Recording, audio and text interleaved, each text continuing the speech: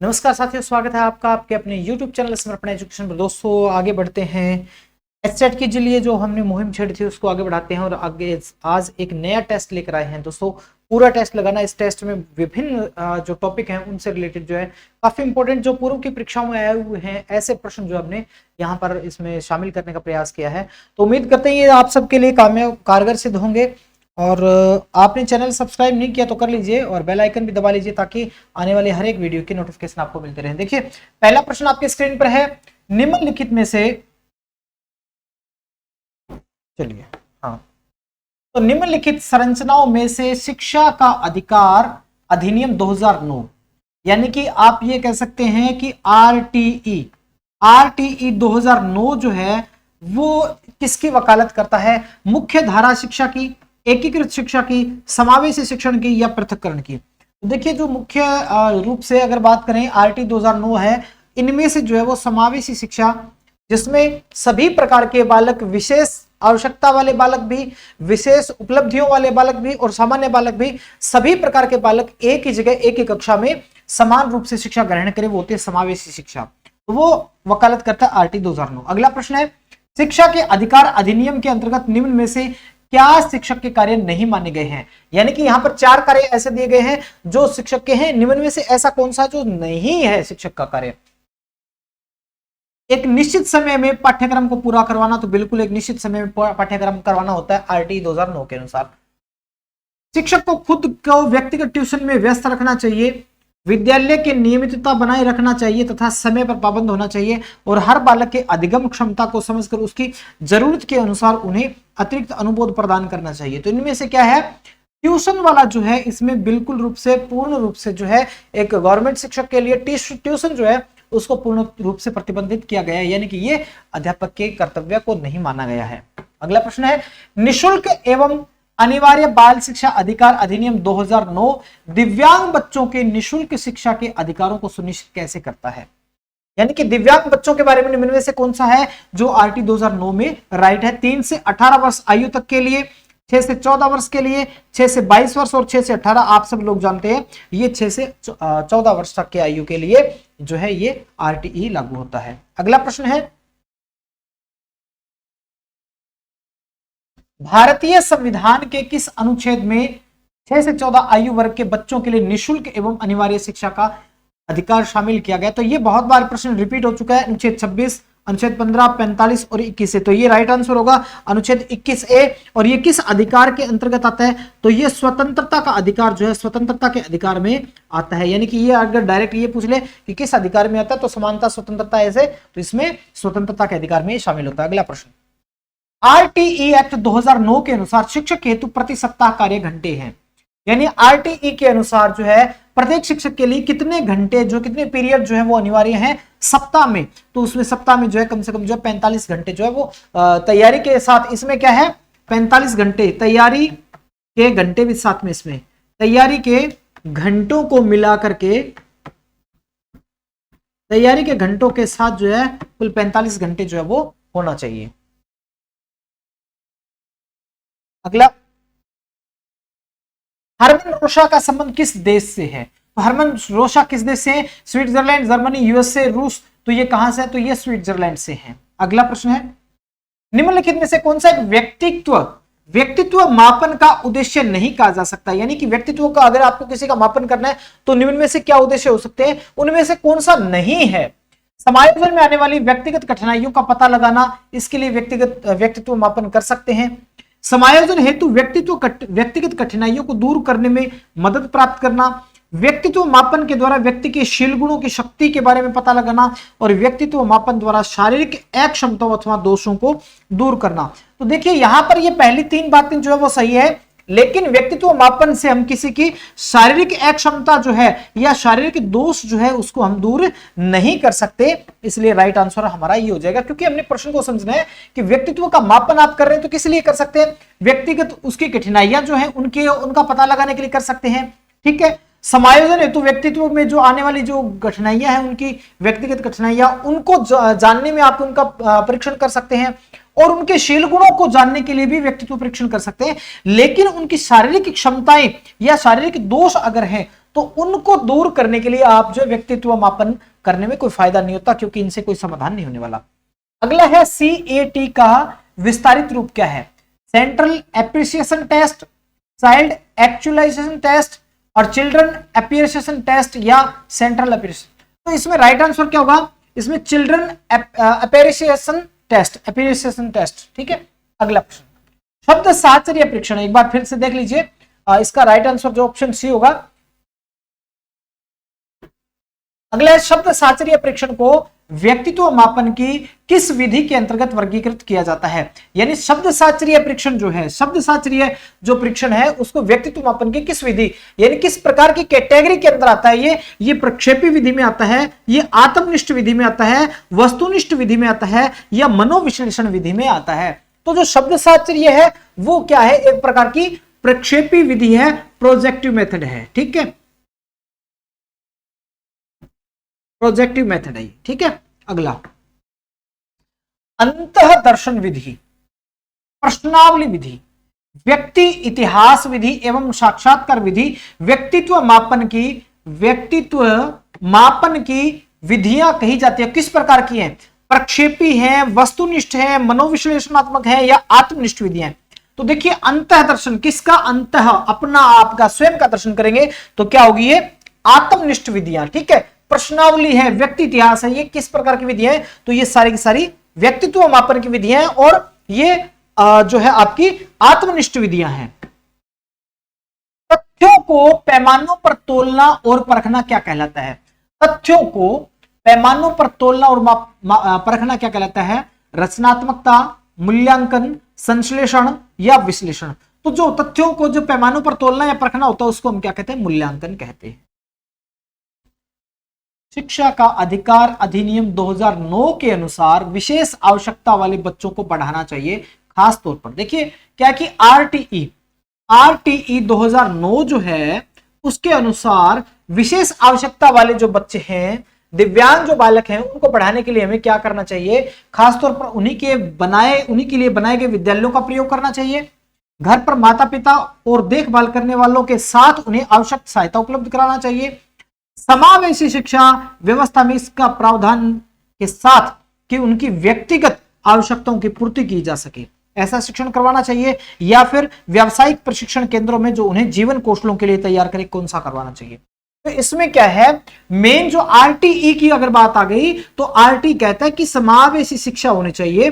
तो इसमें यह है कि समावेशी शिक्षा व्यवस्था में इस प्रावधान के साथ कि उनकी व्यक्तिगत आवश्यकताओं की पूर्ति की जा सके, यानी उनके लिए जो, जैसे आप विद्यालय में उनको साथ में पढ़ा रहे हैं, कोई बालक जो है पैर से दिव्यांग है, चल नहीं सकता, और उसको आप विद्यालय में पढ़ा रहे हैं तो उसके लिए व्हीलचेयर का प्रयोग होना चाहिए और कक्षा कक्ष तक उस व्हीलचेयर का पहुंच होनी चाहिए। उसके लिए सीडब्ल्यूएस बच्चों के लिए जो टॉयलेट होती है उस तरह की व्यवस्था होनी चाहिए उनके साथ। यानी कि प्रावधान यह है कि उसकी जो व्यक्तिगत आवश्यकताएं हैं उन व्यक्तिगत आवश्यकताओं के साथ जो है उनकी पूर्ति होनी चाहिए, व्यक्तिगत आवश्यकताओं की।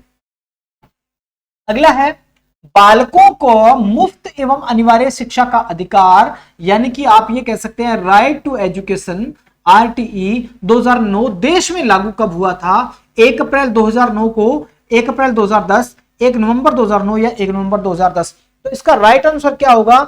इसका राइट आंसर होगा 1 अप्रैल 2010। अगला प्रश्न है, शिक्षा का अधिकार अधिनियम 2009 के क्रियान्वयन के बाद कक्षा कक्ष में क्या प्रभाव पड़ेगा? तो देखिए आरटी का जब लागू हो गया तो क्या प्रभाव पड़ेगा? अप्रभावित है। तो ऐसा तो हो ही नहीं सकता कि कोई नया नियम लागू हो तो उसका नकारात्मक या सकारात्मक किसी न किसी प्रकार का प्रभाव जो है वो जरूर पड़ता है। तो पहला तो अप्रभावित है, ऐसा कहना तो उचित नहीं होगा। जेंडर के अनुसार अधिक समजातीय है, आयु के अनुसार अधिक समजातीय है या आयु के अनुसार अधिक विषम जातीय है? तो देखिए विषम जातीय नेगेटिव बात हो जाती है तो ऐसा नहीं होगा, ठीक है। तो क्या होगा, या तो जेंडर के अनुसार अधिक समझाती है या आयु के अनुसार अधिक समझाती है। तो राइट आंसर होगा आयु के अनुसार अधिक समझाती है, क्योंकि 6 कक्षा का विद्यार्थी जो है वो 6 आयु वर्ग का विद्यार्थी 6 साल का कक्षा प्रथम में और 14 वर्ष का व्यक्ति जो बालक जो है वो कक्षा 8 में प्रवेश लेने के योग्य है। इस आशय के साथ आयु के अनुसार अधिक समझाती है, ये कह सकते हैं। अगला है, शिक्षा का अधिकार अधिनियम 2009 में 6 से 14 वर्ष आयु के बच्चे विद्यालय कभी न गए हों अथवा विद्यालय शिक्षा अधूरी छोड़ने वाले बच्चों को शिक्षा के मुख्य धारा में जोड़ने हेतु क्या करना चाहिए? ये आरटीई की बात चल रही है, सारी आरटीई पॉइंट जो आपका टॉपिक जो वो साथ के साथ क्लियर हो रहा है, इस बात पे भी आपको ध्यान रखना चाहिए। ये कहता है कि आरटीई का में क्या प्रावधान है, किसके लिए? जो बच्चे या तो कभी भी स्कूल नहीं गए उनके लिए, या फिर जो बच्चे जिन बीच में विद्यालय शिक्षा यानी कि कक्षा 8 तक की शिक्षा बीच में छोड़ चुके हैं उनके लिए कैसी व्यवस्था होनी चाहिए? तो इनके लिए विशेष पाठ्यक्रम लागू करने पर जोर दिया गया है या विशेष प्रशिक्षण लागू करने पर जोर दिया गया है, अलग से विद्यालय खोलने की बात कही गई है, या अलग से शिक्षक नियुक्त करने की बात कही गई है। तो ऐसे में क्या सही रहेगा कि विशेष प्रशिक्षण, यानी कि आरटीई 2009 कहता है कि अगर कोई बालक मान लीजिए कि बालक 14 साल का है तो वो सीधा कक्षा 8 में जो प्रवेश ले सकता है, लेकिन ऐसे बालक के लिए उसका या तो उस लेवल का होना जरूरी है, उस लेवल का उसको ज्ञान होना चाहिए, अन्यथा क्या है उसके लिए विशेष प्रशिक्षण जो है वो लागू किया जाना चाहिए, विशेष प्रशिक्षण देके उसको आगे बढ़ाना चाहिए। भारत के शैक्षिक इतिहास में किसने प्राथमिक शिक्षा का मौलिक अधिकार संबंधी बिल धारा सभा इंपीरियल काउंसिल में प्रस्तुत किया था? यानी ऐसा व्यक्ति कौन था जिसने प्राथमिक शिक्षा को मौलिक अधिकार से संबंधित जो है बिल या कोई भी जो है ड्राफ्ट जो है पेश किया था? वो कौन थे ऐसे व्यक्ति? कपिल सिब्बल। तो ये तो 2009 में बने थे, सॉरी 2005 में, यानी कि 2009 में आरटीई लेके आए थे, तब की बात है। जवाहरलाल नेहरू, गोपाल कृष्ण गोखले, अब्दुल कलाम आजाद, ये जो है भारत के पहले अब्दुल कलाम आजाद सॉरी राष्ट्रपति, और जो है गोपाल कृष्ण गोखले। तो ऐसे में कौन है? गोपाल कृष्ण गोखले जो है ये ऐसे व्यक्ति थे जिन्होंने भारतीय शैक्षिक इतिहास में, भारत की शिक्षा के इतिहास में पहली बार इन्होंने प्राथमिक शिक्षा का मौलिक अधिकार संबंधी बिल जो है वो पेश किया था। निम्न में से कौन सा क्रियात्मक शोध से संबंधित नहीं है? अब आपकी जो क्रियात्मक अनुसंधान जो है उससे रिलेटेड 5-7 क्वेश्चन है, जबकि पिछले वीडियो में भी ऐसे आए थे। निम्न में से कौन सा क्रियात्मक शोध से संबंधित नहीं है? क्रियात्मक शोध सिद्धांत निर्माण में सहायता करता है, यह व्यवहारिक समस्या के समाधान करने में सहायक है, त्वरित चिंताजनक समस्या के ऊपर यह केंद्रित होता है, यह रचनात्मक प्रतिक्रिया देता है जैसे उद्देश्य प्रणाली में खुला परिवर्तन होना। देखिए क्या है इसमें पूछा क्या है कि क्रियात्मक शोध के बारे में से संबंधित नहीं है, यानी कि ये कह सकते हैं क्रियात्मक शोध के बारे में, क्रियात्मक अनुसंधान के बारे में इनमें से कौन सा गलत है? तो ऐसे में क्या है, यह क्रियात्मक शोध सिद्धांत निर्माण में सहायता करता है, ये बिल्कुल जो है राइट है, क्योंकि तो क्रियात्मक शोध होता है, क्रियात्मक अनुसंधान होता है, उसमें जो है उसमें सिद्धांतों का निर्माण नहीं किया जाता बल्कि उसमें समस्या के समाधान पर फोकस किया जाता है। कक्षा में आने वाली, विद्यालय में आने वाली समस्याओं को फोकस करके जो है वो अनुसंधान किया जाता है, वो होता है, उसमें सिद्धांत निर्माण नहीं होते। बाकी तीनों बातें जो है वो समस्या समाधान करने में सहायक है, ये बात है। त्वरित चिंताजनक समस्या के ऊपर यह केंद्रित होता है, यह रचनात्मक प्रतिक्रिया देता है जिससे उद्देश्य और प्रणाली में खुला परिवर्तन होना होता है। तो ये सारी की सारी बातें सही है, लेकिन पहली बात जो है सिद्धांत निर्माण वाली गलत है। इसके बाद अगला, क्रियात्मक अनुसंधान बल देता है किस बात पर? तात्कालिक अनुप्रयोग पर, सिद्धांत विकास पर, सामान्य अनुप्रयोग पर, सामान्य वातावरण में समस्या समाधान पर। तो देखिए क्रियात्मक अनुसंधान जो होता है वो क्या करता है, उस समय की जो समस्याएं होती है उन समस्याओं के ऊपर फोकस्ड रहता है, उन समस्याओं के बारे में, उन समस्याओं का समाधान करने का प्रयास करता है। तो यहां पर अगर बात करें तो इसमें क्या होगा कि जो तात्कालिक अनुप्रयोग है, यानी कि तात्कालिक जो समस्या है उन तात्कालिक समस्याओं के समाधान करने पर जो है वो अनुसंधान, क्रियात्मक अनुसंधान बल देता है। शिक्षण की अंतः क्रियात्मक अवस्था में मुख्य संक्रिया होती है। जब शिक्षण होता है, शिक्षण कार्य होता है जिसमें अध्यापक शिक्षक है, जिसमें लर्नर है, छात्र है, और उनके बीच में जो है अंतः क्रिया जब होती है तो उसमें क्या संक्रिया होती है? उसमें निदान की होती है, उसमें प्रत्यक्षीकरण की होती है, क्रिया और प्रतिक्रिया की होती है, या सभी होती है। तो उसमें जो है निदान की भी होती है, उसमें प्रत्यक्षीकरण की भी होती है, क्रिया और प्रतिक्रिया भी होती है। यानी हम कह सकते हैं कि ये सारी की सारी क्रियाएं जो है वो एक शिक्षण के दौरान होती है, एक शिक्षण प्रक्रिया में होती हैं। क्रियात्मक अनुसंधान के महत्व के बारे में निम्न में से कौन सा कथन सही नहीं है? यानी कौन सा सही नहीं है? उपभोक्ता ही अनुसंधान करता है, समस्याओं का हल शीघ्रता से प्राप्त हो जाता है, समस्याओं का हल अभ्यास से लिया जाता है और उसका मूल्यांकन नहीं किया जाता, या उपरोक्त में से कोई नहीं। तो यहां राइट आंसर क्या आएगा कि उपरोक्त में से कोई नहीं, यानी कि कौन सा कथन सही नहीं है? तो ये सारे के सारे कथन जो है वो क्रियात्मक अनुसंधान के बारे में सही है, क्योंकि उपभोक्ता शिक्षक या विद्यालय में जो भी मैनेजमेंट वगैरह होता है वो क्रियात्मक अनुसंधान करता है, तो ये क्या है, उपभोक्ता ही हो गया एक तरह से, तो वो क्या है, अनुसंधान करता होता है। तो इस प्रकार से ये तीनों कथन आपके सही हैं।